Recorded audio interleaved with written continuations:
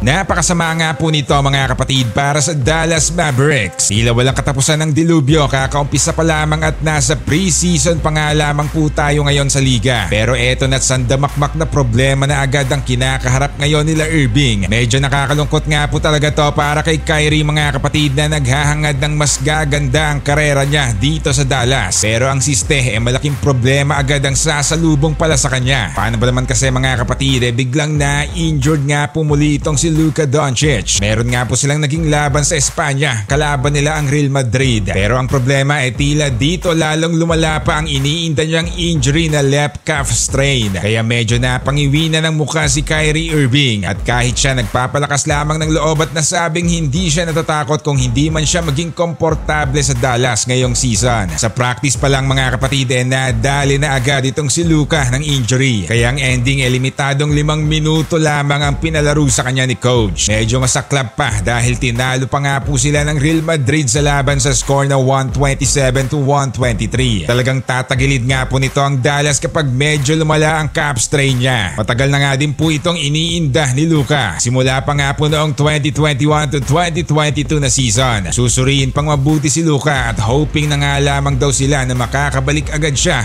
bago ang opening season laban sa San Antonio Spurs. Ayon nga po yan kay Coach Kidd. Nating serious naman daw para kay Luka ang injury niya mga kapatid. Pero alam naman natin sa liga medyo hindi talaga sinasabi kung gaano kalubha ang injury Pero malamang umaasa ang lahat lalo na ang mga solid fans ng Mavs na babalik din agad si Luka. Para na rin hindi pasanin lahat ni Kyrie ang kanilang kupunan. Pag nagkataon baka dito pa lumipat bakod na naman itong si Irving kapag puro injured ang katandem niya Samantala naku po tatay naman nga po ngayon ni Ja Morant mga kapatid ang nanggugulo sa NBA. Medyo may pagkamaangas nga po talaga ang mag-amang Toha. Sandamakmak na gulo na nga ang kinakasangkutan ng anak niya. Pero parang baliwala lang sa tatay at parang siya pa nga po ngayon ang nag-uumpisa naman ng gulo. Hindi pa nga po nakakabalik ang anak niya ng dahil sa suspension. Panibago na naman to pero this time sa tatay naman. Ang matindi nga po dyan mga kapatid suportado pa ni Ja Morant ang tatay niya. Talagang may pinagmanahan nga talaga